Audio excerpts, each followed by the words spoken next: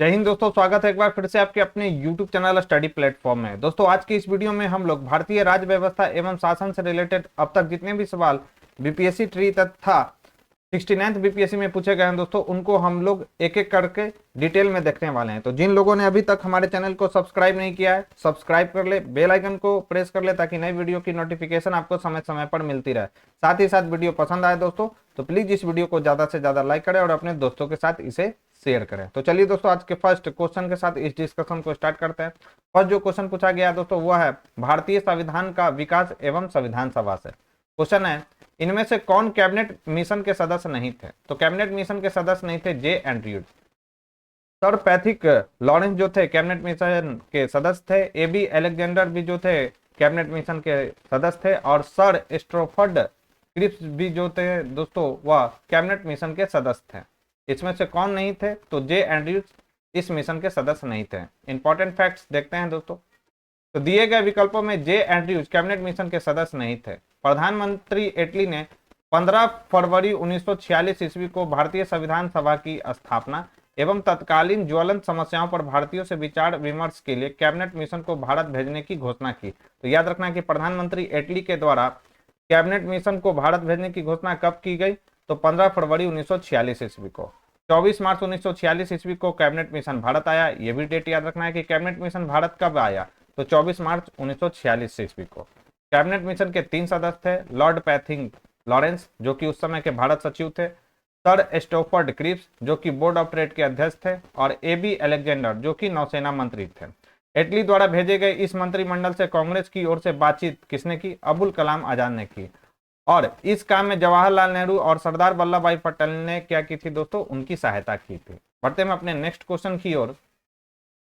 Next हमारा question है कि वर्ष 1946 में बनी अंतरिम सरकार में डॉक्टर राजेंद्र प्रसाद के पास कौन सा विभाग था?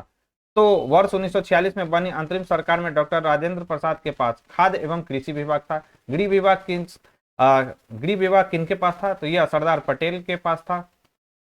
ठीक है। रक्षा विभाग किसके पास था? तो याद रखना है यह था बलदेव सिंह के पास। याद रखेंगे दोस्तों कि गृह विभाग किनके हाथों में था? तो ये सरदार वल्लभ भाई पटेल के हाथों में था। और रक्षा विभाग किनके हाथों में था? तो बलदेव सिंह के हाथों में था। अब इंपॉर्टेंट फैक्ट्स देख लेते हैं दोस्तों। तो वर्ष 1946 में बनी अंतरिम सरकार में डॉक्टर राजेंद्र प्रसाद के पास खाद्य एवं कृषि विभाग था। 26 सितंबर 1946 को नेहरू जी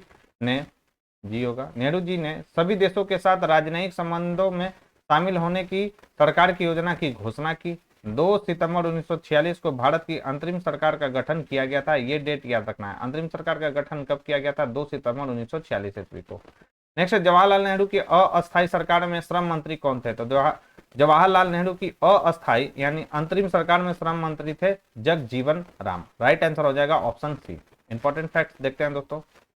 तो 2 सितंबर 1946 को जवाहरलाल नेहरू के नेतृत्व में गठित भारत की अंतरिम यानी अस्थायी सरकार में जगजीवन राम को श्रम मंत्री बनाया गया था, जबकि अरुणा आसिफ अली को रेलवे एवं परिवहन मंत्री, सी राजगोपालाचारी को शिक्षा मंत्री, जवाहरलाल नेहरू को कार्यकारी परिषद का उपाध्यक्ष, विदेशी मामले व राष्ट्रमंडल का कार्यभार तथा सरदार पटेल को गृह, सूचना एवं प्रसारण का दायित्व दिया गया था।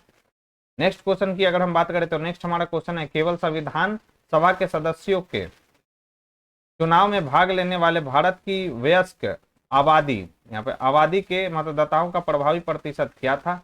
तो यह था कितना दोस्तों? तो यह था 10 से 15%। राइट आंसर हो जाएगा ऑप्शन ए। यहाँ वयस्क भी गलत लिखा हुआ है, सुधार कर लेंगे दोस्तों। ठीक है। राइट आंसर हो जाएगा 10 से 15%। इंपॉर्टेंट फैक्ट्स देखते हैं। तो भारतीय संविधान सभा के सदस्यों के चुनाव में भाग लेने वाले भारत की वयस्क आबादी के मतदाताओं पर प्रभावी प्रतिशत 10 से 15% था। भारतीय संविधान सभा की प्रथम बैठक 9 दिसंबर 1946 को नई दिल्ली में अस्थायी अध्यक्ष डॉक्टर सचिदानंद सिन्हा की अध्यक्षता में, जबकि 11 दिसंबर को डॉक्टर राजेंद्र प्रसाद को संविधान सभा का अस्थायी अध्यक्ष चुना गया था। और 13 दिसंबर को एक डेट और याद रखना है कि 13 दिसंबर 1946 को पंडित जवाहरलाल नेहरू के द्वारा उद्देश्य प्रस्ताव संविधान सभा के समक्ष रखा गया था। तो ये भी पॉइंट आपको ध्यान में रखना। और याद रखेंगे और क्या दोस्तों कि BN राव जो थे वह संवैधानिक सलाहकार थे। ये आपको पॉइंट ध्यान में रखना है कि संवैधानिक सलाहकार कौन थे? तो BN राव थे। नेक्स्ट क्वेश्चन की अगर हम बात करें तो नेक्स्ट जो क्वेश्चन पूछा गया है वह भारतीय संविधान की उद्देशिका, संघ एवं राज्य क्षेत्र, भारतीय संविधान के स्रोत, अनुच्छेद, अनुसूची एवं नगरीकरण से पूछा गया है। सवाल है, भारतवर्ष में संघवाद के संदर्भ में निम्नलिखित में से कौन सा कथन सत्य है? तो एक अर्ध संघीय राज्य है भारत, देश के अंतर्गत भारतीय संघवाद का परिणाम है, यह स्टेटमेंट जो है दोस्तों बिल्कुल सही है। राइट आंसर हो जाएगा इसका ऑप्शन ए। तो भारतवर्ष में संघवाद के संदर्भ में कथन एक अर्ध संघीय राज्य देश के अंतर्गत भारतीय संघवाद का परिणाम है, सत्य है। संघवाद सरकार की एक प्रणाली है जिसमें सत्ता केंद्रीय प्राधिकरण और देश की विभिन्न घटक इकाइयों के बीच विभाजित होती है, याद रखेंगे। उल्लेखनीय है कि 1919 के अधिनियम डायरकी की शुरुआत की गई, जिसे ब्रिटिश भारत में संघवाद की दिशा में पहला कदम माना जाता है। नेक्स्ट क्वेश्चन की अगर हम बात करें तो नेक्स्ट हमारा क्वेश्चन है कि किस या किन अनुच्छेदों के अंतर्गत अध्यक्ष सदन के किसी सदस्य को उसकी मातृभाषा में बोलने की इजाजत दे सकता है? तो सदन का अध्यक्ष किसी सदस्य को उसकी मातृभाषा में बोलने की इजाजत अनुच्छेद 120(1) के तहत दे सकता है। माफ कीजिएगा दोस्तों, यहाँ ऑप्शन ऊपर नीचे हो गया। राइट आंसर हो जाएगा ऑप्शन सी 120(1). इंपॉर्टेंट फैक्ट्स देखते हैं दोस्तों इस क्वेश्चन से रिलेटेड। तो भारतीय संविधान का अनुच्छेद 120(1) का प्रावधान करता है कि अध्यक्ष सदन के किसी भी सदस्य को उसकी मातृभाषा में बोलने की इजाजत दे सकता है। अनुच्छेद 110(1) का संबंध धन विधेयक से है। अनुच्छेद 122(2) का संबंध न्यायालयों द्वारा संसद की कार्यवाही की जांच न करने से है। तो ये कुछ महत्वपूर्ण फैक्ट्स है दोस्तों इस क्वेश्चन से रिलेटेड, जिसे आपको ध्यान में रखना है। नेक्स्ट है, 5वीं अनुसूची किस विशिष्ट समूह के लोगों के शासन और हितों की सुरक्षा देता है? तो यह किससे संबंधित है दोस्तों? 5वीं अनुसूची। तो राइट आंसर इसका हो जाएगा अनुसूचित जनजाति से संबंधित है। राइट आंसर हो जाएगा ऑप्शन सी। इंपॉर्टेंट फैक्ट्स देखते हैं। तो 5वीं अनुसूची जो है दोस्तों, अनुसूची में अनुसूचित जनजाति समूह के लोगों की शासन और हितों की सुरक्षा से संबंधित है। इसमें असम, मेघालय, त्रिपुरा और मिजोरम को शामिल नहीं किया गया है। इंपॉर्टेंट फैक्ट है दोस्तों कि इसमें जो है असम, मेघालय और त्रिपुरा, मिजोरम को शामिल नहीं किया गया है। 6वीं अनुसूची में क्या है? असम, मेघालय, त्रिपुरा और मिजोरम राज्यों में जनजातीय क्षेत्रों के प्रशासन से संबंधित है। 5वीं अनुसूची के तहत क्या है? राज्यपाल राष्ट्रपति को संबंधित क्षेत्र के लिए प्रतिवेदन दे सकता है, याद रखना है। किंतु इनमें अंतिम शक्ति राष्ट्रपति में ही निहित है। ये भी इंपॉर्टेंट फैक्ट्स हैं। ऐसे अनुसूचित क्षेत्रों के लिए जनजातीय सलाहकार परिषद का प्रावधान भी है भारतीय संविधान में। इसका निर्माण 20 से अधिक सदस्यों से मिलकर होगा, यह भी प्रोविजन किया गया है। नेक्स्ट है, भारतीय संविधान के किस अनुच्छेद द्वारा अस्पृश्यता को समाप्त किया गया है? तो भारतीय संविधान के अनुच्छेद 17 के तहत अस्पृश्यता को क्या किया गया है दोस्तों? समाप्त किया गया। अनुच्छेद 14 क्या है? तो विधि के समक्ष समता है और विधियों का समान संरक्षण इसके तहत दिया गया है। 15 क्या है? तो 15 है किसी भी व्यक्ति को धर्म, मूल, वंश, जाति, लिंग इन आधारों पर भेदभाव नहीं किया जाएगा। ठीक है, आइए देखते हैं इंपॉर्टेंट फैक्ट्स इस क्वेश्चन से रिलेटेड।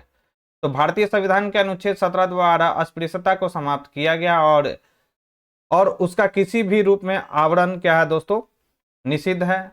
अस्पृश्यता से उपजी किसी निर्योग्यता को लागू करना अपराध होगा जो विधि के अनुसार दंडनीय होगा। अनुच्छेद 14 का संबंध विधि के समक्ष समता। अनुच्छेद 15 के अनुसार राज्य किसी भी नागरिक के साथ जाति, धर्म, लिंग, जन्म स्थान और वंश के आधार पर भेदभाव नहीं कर सकता है। अनुच्छेद 22 का संबंध किससे है दोस्तों?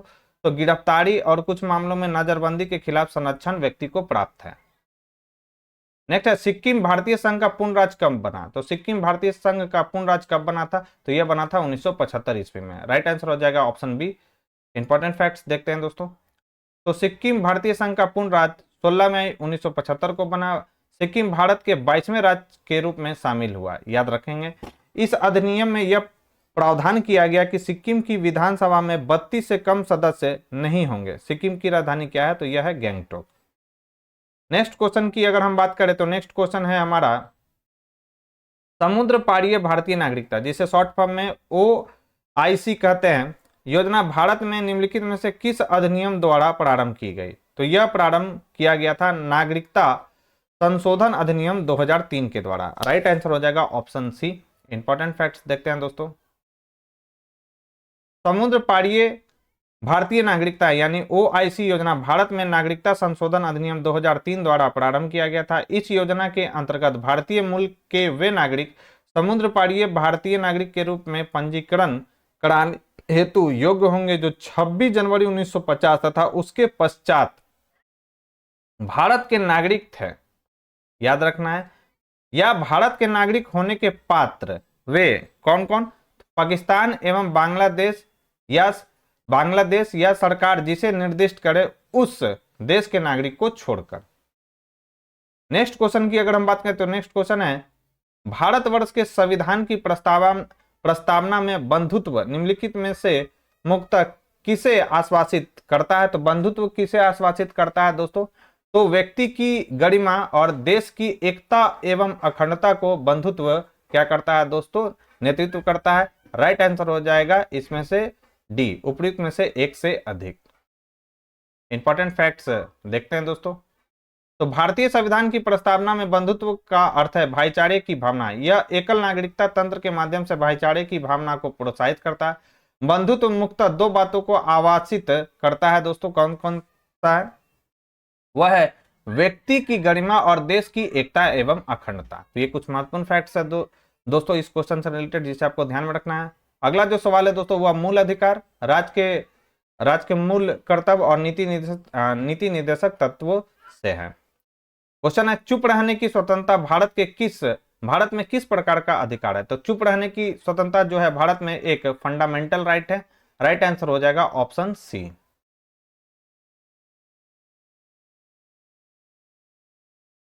तो याद रखना है दोस्तों यहां पर कि भारत में चुप रहने की स्वतंत्रता एक मूल अधिकार है जिसे संविधान के अनुच्छेद 20(3) में निहित किया गया है। इसके अनुसार किसी भी व्यक्ति को अपने खिलाफ गवाह देने के लिए मजबूर नहीं किया जाता है। याद रखना है, यहाँ किया जाता है, छुट्टियां किया जाता है। यह प्रावधान आरोपी को आत्म दोषारोपण के अधिकार देता है जो कानून का एक क्या है दोस्तों? मौलिक सिद्धांत है। नेक्स्ट क्वेश्चन है, सूची 1 को सूची 2 से मिलान करना है दोस्तों। क्वेश्चन है कि कार्य की न्याय संगत एवं मानवोचित दशा यह किस अनुच्छेद में है? यह डीपीएसपी का सवाल है दोस्तों, यानी directive principle of state policy. तो कार्य की मानवोचित दशा का संबंध है अनुच्छेद 42 से। कर्मकारों की निर्वाह मजदूरी का संबंध है दोस्तों अनुच्छेद 43 से। समान सिविल संहिता सभी कोई जानते होंगे, इसका संबंध है अनुच्छेद 44 से। और राष्ट्रीय महत्व के सामान एवं वस्तुओं का संरक्षण यह किससे संबंधित है? तो अनुच्छेद 49 से। तो अगर हम देखें दोस्तों ए का, तो ए का हो जाएगा 2, बी का हो जाएगा दोस्तों 1, सी का हो जाएगा दोस्तों 4 और डी का हो जाएगा 3। तो इस क्वेश्चन का राइट आंसर हो जाएगा 2, 1, 4, 3। और ये किससे है दोस्तों? तो डीपीएसपी से। डीपीएसपी यानी directive principle of state policy से यह सवाल पूछा गया। तो इसको आपको अच्छे से कवर कर लेना, फंडामेंटल राइट्स को, फंडामेंटल ड्यूटीज को, जितने भी आर्टिकल उसमें महत्वपूर्ण है आपको सबको कर लेना है अच्छे से दोस्तों। नेक्स्ट क्वेश्चन की अगर हम बात करें तो नेक्स्ट हमारा क्वेश्चन है, निम्नलिखित में से कौन सा भारत में मूल अधिकारों के बारे में सही है? सही पूछा जा रहा है कि यह संवैधानिक सर्वोच्चता तथा विधायिका की सत्ता के मत संतुलन की अद्वितीय घोषणा है। वे लोगों के अधिकारों तथा देश की सुरक्षा के मत संतुलन का निर्माण करते हैं। सी है, वे क्या है दोस्तों? वे केवल राजनीति व कानूनी धर्मता पारिक सामाजिक समानता का भी निर्णय करते हैं। यहाँ पर कुछ मिसप्रिंट है दोस्तों, 1 मिनट में देखकर बता देता हूं। तो दोस्तों यहां पर लिखा गया था कि ये केवल राजनीति एवं कानूनी समानता बल्कि सामाजिक समानता का भी निर्णय करते हैं, ये लिखा गया था। तो इसका राइट आंसर हो जाएगा दोस्तों, इसका राइट आंसर हो जाएगा उपयुक्त में से एक से अधिक सही है, क्योंकि जो फंडामेंटल राइट्स है दोस्तों वह संवैधानिक सर्वोच्चता तथा विधायिका की सत्ता के मत संतुलन की अद्वितीय घोषणा है। यह स्टेटमेंट सही है। वे लोगों के अधिकारों तथा देश की सुरक्षा के मत संतुलन का निर्माण करता है, यह भी सही है।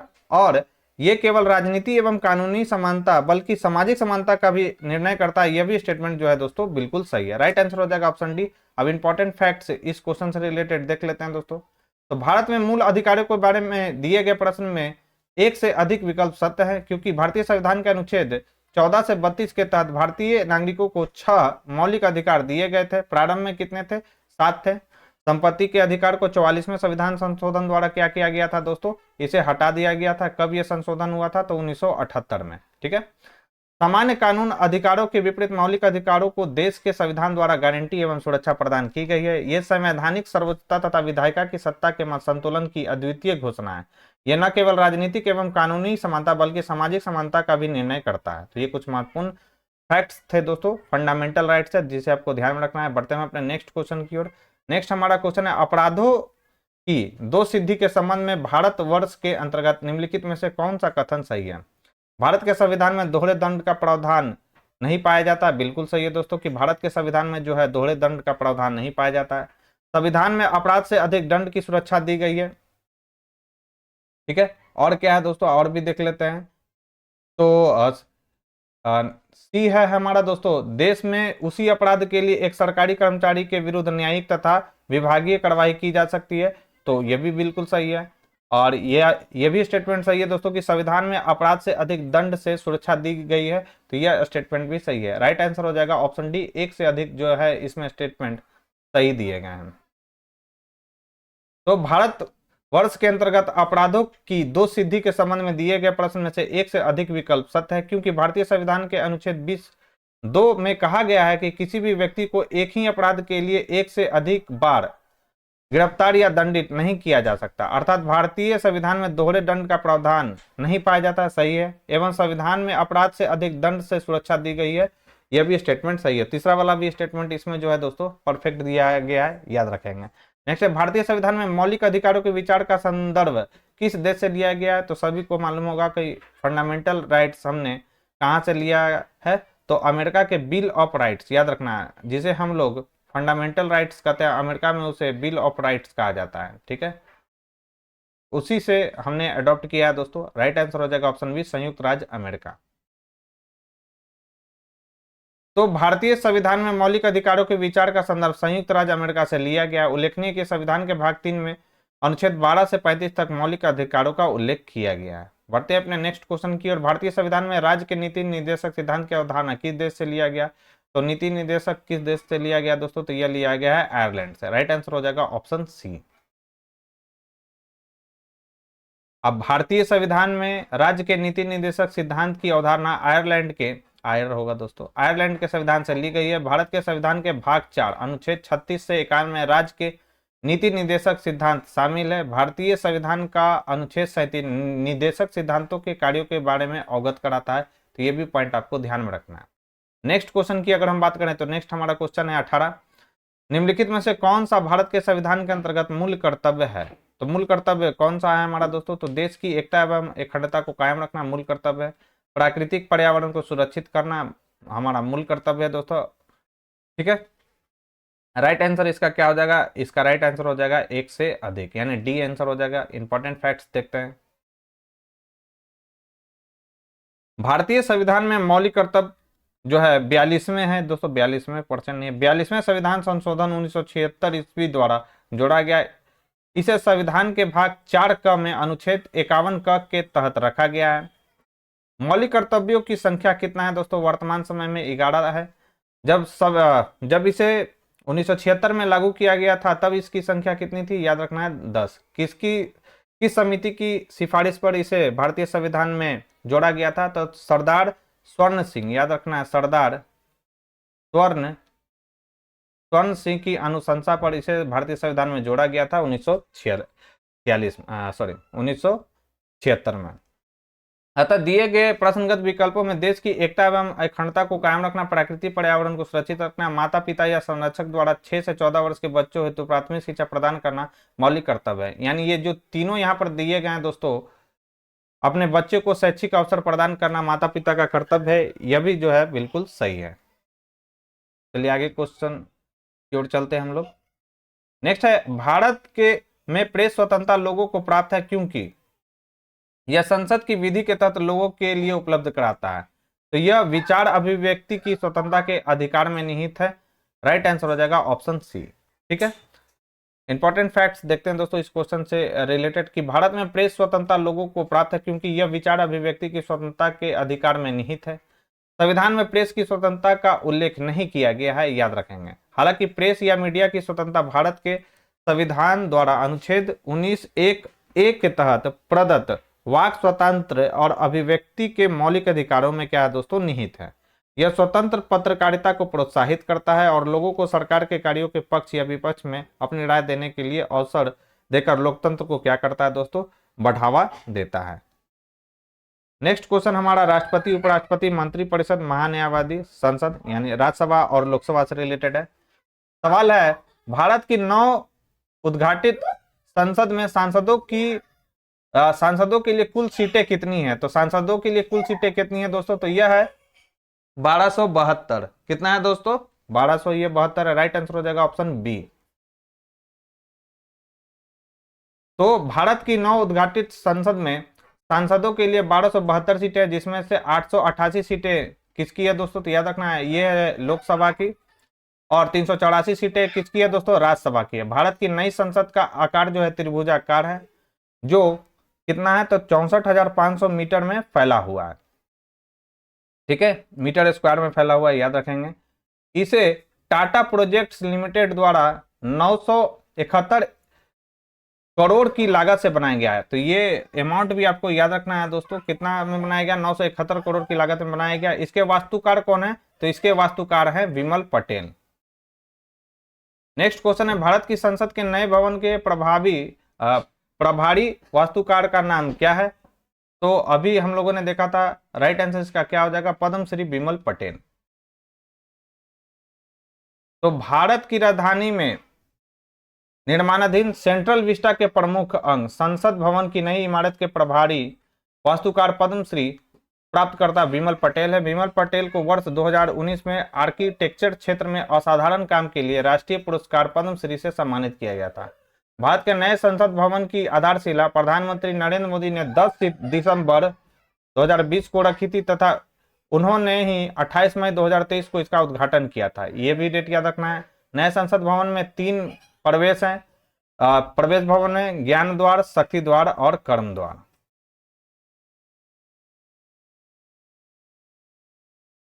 नेक्स्ट हमारा क्वेश्चन है, संघ की न्यायपालिका भारत का नियंत्रक एवं महालेखा परीक्षक से रिलेटेड सवाल है, भारत एकीकृत न्यायपालिका रखता है क्योंकि क्या होगा? ए ऑप्शन है हमारा, भारत में एक मौलिक विधि तथा सर्वोच्च विधि पर सर्वोच्च न्यायालय और उसके नीचे उच्च न्यायालय के साथ न्याय पाया जाता है। उच्च न्यायालयों के न्यायाधीश राष्ट्रपति द्वारा नियुक्त किए जाते हैं। यह सही है दोस्तों। और यह भी स्टेटमेंट सही है कि भारत में एक मौलिक विधि तथा सर्वोच्च स्तर पर सर्वोच्च न्यायालय और उसके नीचे उच्च न्यायालयों के साथ न्याय पाया जाता है।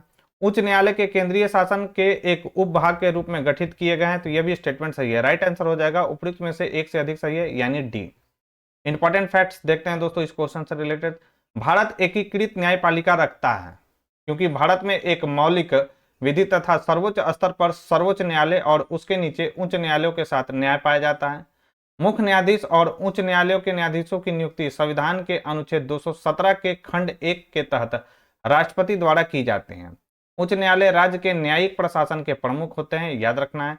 उच्च न्यायालय के केंद्रीय शासन के एक उपभाग के रूप में गठित किए गए हैं। तो ये भी पॉइंट आपको ध्यान में रखना है, काफी इंपॉर्टेंट ये सब पॉइंट है। नेक्स्ट है, भारतीय सर्वोच्च न्यायालय ने किस या किन मुकदमों में सर्वप्रथम संविधान के मूल ढांचे का सिद्धांत दिया? तो मूल ढांचे का सिद्धांत आया था केशवानंद भारती बनाम केरल राज्य में। कब यह हुआ था? तो 1973 में। राइट आंसर हो जाएगा ऑप्शन बी। तो भारतीय सर्वोच्च न्यायालय ने केशवानंद भारती बनाम केरल राज्य में सर्वप्रथम संविधान के मूल ढांचे का सिद्धांत दिया था। इस निर्णय में सर्वोच्च न्यायालय ने कहा कि संसद मौलिक अधिकारों को संशोधित या सीमित कर सकती है, किंतु संविधान के अनुच्छेद 368 से संसद को संविधान के मूल ढांचे यानी बेसिक स्ट्रक्चर में परिवर्तन का अधिकार प्राप्त नहीं होता है। नेक्स्ट है, कॉलेजियम प्रणाली के बारे में निम्नलिखित कथनों पर विचार कीजिए। क्या है? सुप्रीम कोर्ट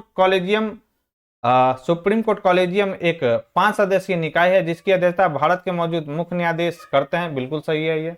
और उस समय उसमें न्यायालय में कार्यरत 4 अन्य वरिष्ठतम न्यायाधीश शामिल होते हैं। यह भी सही है। संसद ने विधि द्वारा कॉलेजियम प्रणाली का प्रारंभ किया। यह स्टेटमेंट गलत है दोस्तों। विधि द्वारा कॉलेजियम प्रणाली का प्रारंभ नहीं किया गया। उच्चतम न्यायालय और उच्च न्यायालय के न्यायाधीशों की नियुक्ति कॉलेजियम प्रणाली के माध्यम से की जाती है। यह स्टेटमेंट भी बिल्कुल सही है। चौथा है हमारा स्टेटमेंट, कॉलेजियम प्रणाली की शुरुआत वर्ष 1993 में न्यायाधीश PN भगवती के ऐतिहासिक फर्स्ट जज मामले के उपलक्ष्य में की गई थी। तो ये जो है दोस्तों ये स्टेटमेंट भी गलत है। राइट आंसर हो जाएगा इसका केवल 1 और 3 ही सही है। राइट आंसर हो जाएगा इसका ऑप्शन डी।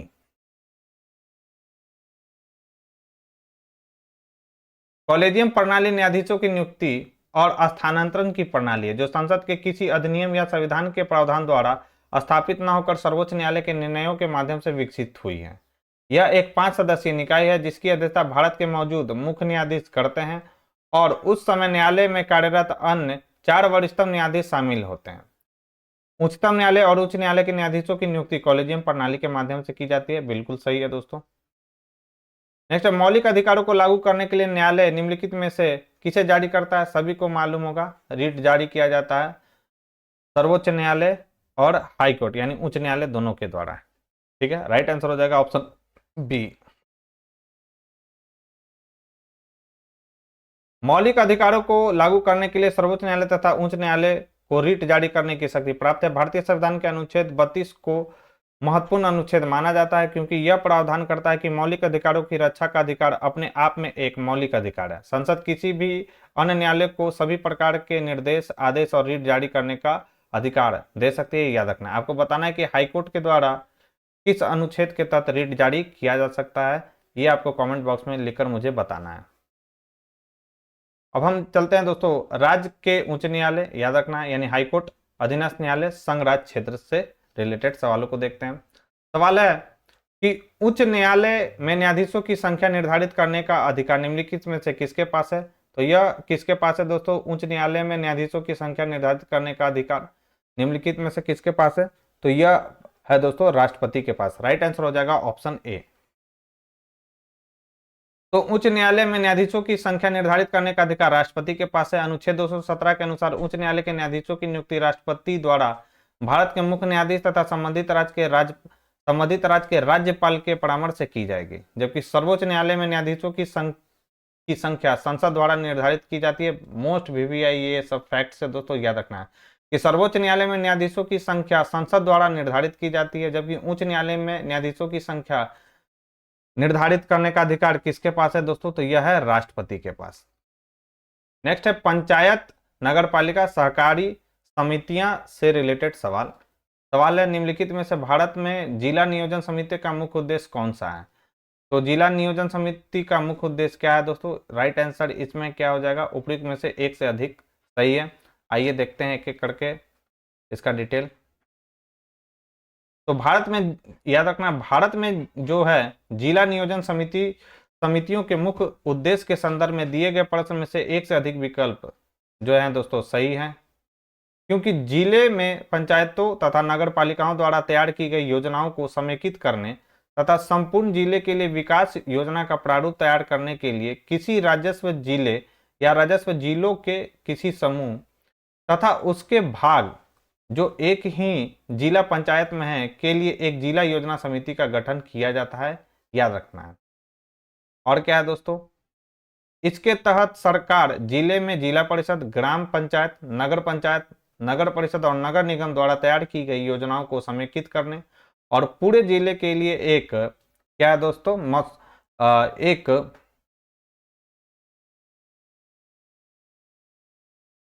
पूरे जिले के लिए क्या है दोस्तों? तो ये है मसौदा। याद रखना है, मसौदा विकास योजना तैयार करती है जिससे पंचायतों के मध्य एकीकृत दृष्टिकोण विकसित करने में क्या होता है दोस्तों? सहायता मिलता है।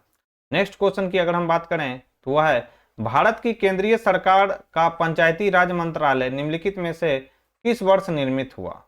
तो पंचायती राज मंत्रालय जो है 2004 में निर्मित हुआ। राइट आंसर हो जाएगा ऑप्शन बी। तो भारत की केंद्रीय सरकार का पंचायती राज मंत्रालय वर्ष 2004 में निर्मित हुआ था। पंचायती राज संस्थान भारत में ग्रामीण स्थानीय स्वशासन की एक प्रणाली है। स्थानीय स्वशासन का अर्थ है स्थानीय लोगों द्वारा निर्वाचित निकायों द्वारा स्थानीय मामलों का प्रबंधन। नेक्स्ट सवाल पूछा गया दोस्तों आपात उपबंध और संविधान संशोधन से रिलेटेड सवाल है किसी वित्तीय आपातकाल की स्थिति में अनुच्छेद 360 को लागू करने के परिणाम निम्नलिखित में से कौन सा या से है? याद रखना है दोस्तों, पहला स्टेटमेंट दिया गया राष्ट्रपति राज्य को राज्य मामलों के संबंध में सेवारत सभी या किसी वर्ग के कर्मचारियों के वेतन और भत्ते कम करने का आदेश दे सकता है। बिल्कुल सही है दोस्तों, राष्ट्रपति ऐसा कर सकता है। सेकंड है राज्य विधानमंडल द्वारा पारित धन विधेयक या अन्य वित्तीय विधेयक को राष्ट्रपति के विचारार्थ आरक्षित रखने की आवश्यकता नहीं है। तो यह स्टेटमेंट गलत है दोस्तों, आरक्षित रखने की आवश्यकता पड़ती है इसमें। फिर है राष्ट्रपति उच्चतम न्यायालय और उच्च न्यायालय के जजों के साथ संघ मामलों के संबंध में सेवारत सभी या किसी वर्ग के कर्मचारियों के वेतन और भत्ते कम करने का आदेश दे सकता है। बिल्कुल सही है दोस्तों। और 4 नंबर है दोस्तों स्टेटमेंट, राज्य विधानमंडल द्वारा पारित होने के बाद धन विधेयक या अन्य वित्तीय विधेयक राष्ट्रपति के विचारार्थ आरक्षित रखी जाएगी। यह स्टेटमेंट बिल्कुल सही है। तो अगर हम बात करें दोस्तों इसमें सही स्टेटमेंट की, तो इसमें सही स्टेटमेंट है दोस्तों 1, 3 और 4। राइट आंसर हो जाएगा ऑप्शन ए। इंपॉर्टेंट फैक्ट्स देखते हैं। तो किसी वित्तीय आपातकाल की स्थिति में अनुच्छेद 360 को लागू करने का निम्न परिणाम हो सकता है। राष्ट्रपति राज्य को राज्य मामलों के संबंध में सेवारत सभी या किसी वर्ग के कर्मचारियों के वेतन और भत्ते कम करने का आदेश दे सकता है। दूसरा है दोस्तों क्या, राष्ट्रपति उच्चतम न्यायालय और उच्च न्यायालय के जजों के साथ संघ मामलों के संबंध में सेवारत सभी या किसी वर्ग के कर्मचारियों के वेतन और भत्ते कम करने का आदेश दे सकता है। थर्ड क्या है, तो थर्ड है राज्य विधानमंडल द्वारा पारित होने के बाद धन विधेयक या अन्य वित्तीय विधेयक राष्ट्रपति के विचारार्थ आरक्षित रखी जाएगी। वित्तीय आपातकाल की घोषणा को घोषित तिथि के 2 माह के भीतर संसद की स्वीकृति मिलना अनिवार्य है। याद रखना है दोस्तों, एक बार यदि संसद के दोनों सदनों से इसे मंजूरी प्राप्त हो जाए तो वित्तीय आपात अनिश्चित काल के लिए तब तक प्रभावी रहेगा जब तक इसे वापस न लिया जाए। हृदय नाथ कुंजरू है यहाँ पर, ने कहा है कि वित्तीय आपात राज्य की वित्तीय संप्रभुता के लिए गंभीर खतरा है। ये स्टेटमेंट भी आपको ध्यान में रखना है। नेक्स्ट है, भारतीय संविधान के 42वें संशोधन के संबंध में निम्नलिखित कथनों पर विचार कीजिए। कथन है, इसमें प्रस्तावना में 3 शब्द जोड़ा गया, समाजवाद, धर्मनिरपेक्ष और अखंडता। बिल्कुल सही है। इसमें संविधान में 8 मौलिक कर्तव्य जोड़े गए। बिल्कुल गलत है। 10 मौलिक कर्तव्य जोड़े गए थे दोस्तों, न कि 8। फिर है कि इसने क्या है, नए निदेशक सिद्धांत जोड़े, यानी अनुच्छेद 39A, 43A और क्या है दोस्तों, यह है हमारा 47। और चौथा स्टेटमेंट है हमारा क्या, इसके द्वारा राष्ट्रपति को चुनाव आयोग के परामर्श से राज्य विधानसभाओं मंडलों के सदस्यों को आयोग घोषित करने का अधिकार प्रदान किया गया है। आपसे पूछ रहा है क्या कि निम्नलिखित में से कौन सा गलत है, तो इसमें से गलत कौन सा है दोस्तों, तो राइट आंसर हो जाएगा इसका राइट आंसर हो जाएगा ऑप्शन ई। ठीक है, अब देखते हैं इसमें से कौन सा गलत है।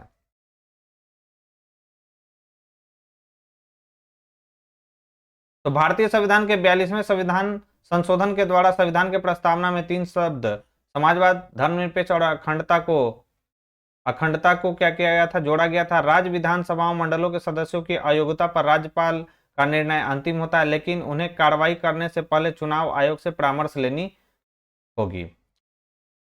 स्वर्ण सिंह समिति ने संविधान में 8 मूल कर्तव्यों को जोड़ने का सुझाव दिया था, लेकिन 42वें संविधान संशोधन अधिनियम द्वारा 1976 द्वारा 10 मूल कर्तव्य जोड़ा गया था। वर्तमान में 11 मौलिक कर्तव्य है, याद रखेंगे। इसके तहत 3 नए निदेशक तत्व जोड़े गए थे, याद रखेंगे दोस्तों। बच्चों के कौन कौन सा जोड़ा गया था, बच्चों के स्वस्थ है दोस्तों, स्वस्थ विकास के अवसरों को सुरक्षित रखना, अनुच्छेद 39 इसमें जोड़ा गया था।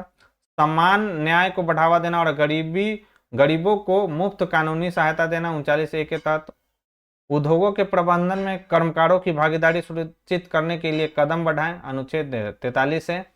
और क्या जोड़ा गया था, 48A जोड़ा गया था। यहाँ स्टेटमेंट में देखें दोस्तों तो क्या था, यहाँ 47 दिया हुआ है जबकि 48 जोड़ा गया था, तो 2 गलत हो गया, 3 गलत हो गया। 4 को भी हम लोग देख लेते हैं।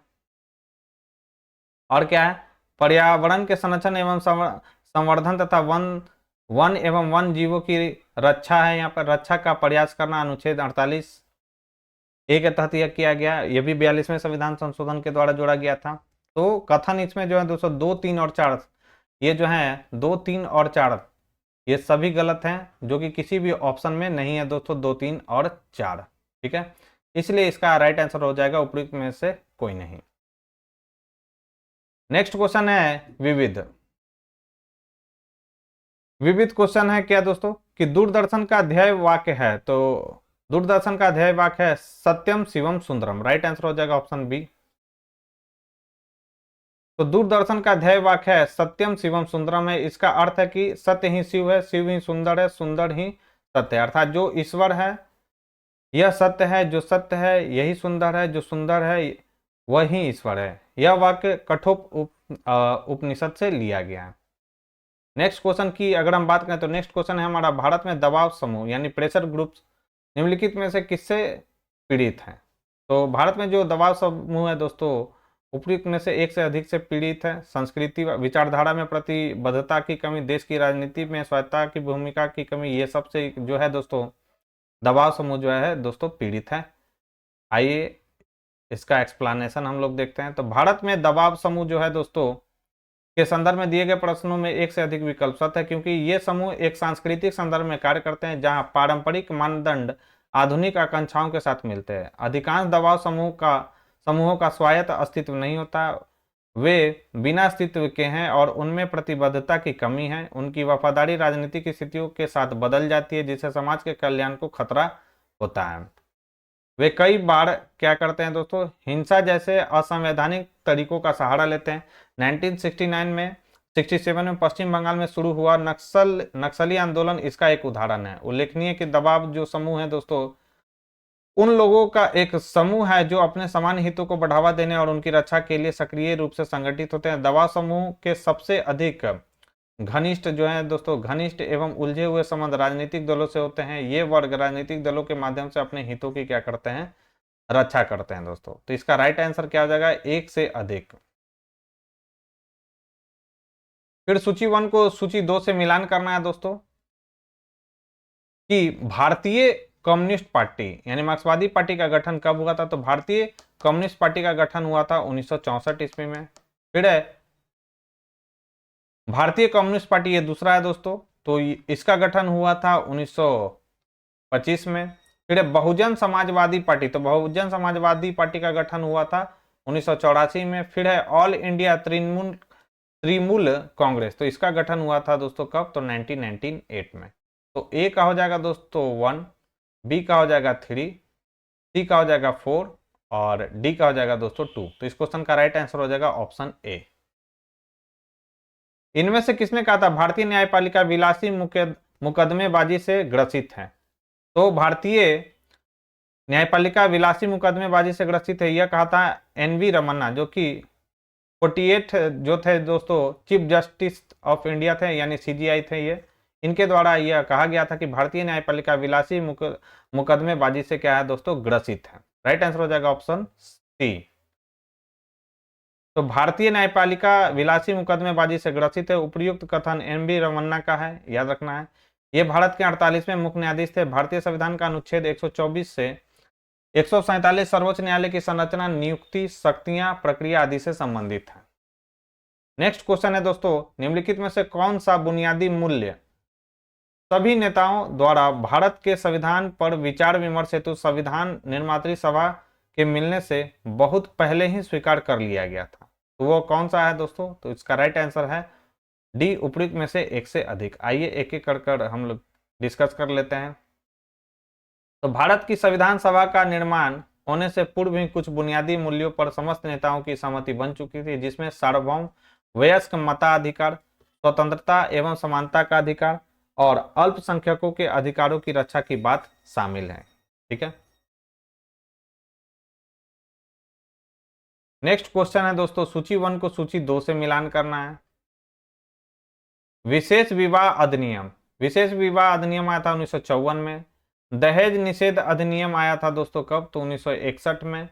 समान पारिश्रमिक अधिनियम कब आया था दोस्तों, तो यह आया था 1976 में। और नारी अशिष्ट प्रतिनिधित्व अधिनियम यह कब आया था, तो यह आया था 1986 में। एक का क्या हो जाएगा 2, बी का क्या हो जाएगा दोस्तों 4, सी का हो जाएगा 1 और डी का हो जाएगा दोस्तों 3। तो इस क्वेश्चन का राइट आंसर हो जाएगा 2413, जो कि किस ऑप्शन में है दोस्तों, तो यह है ऑप्शन ए में।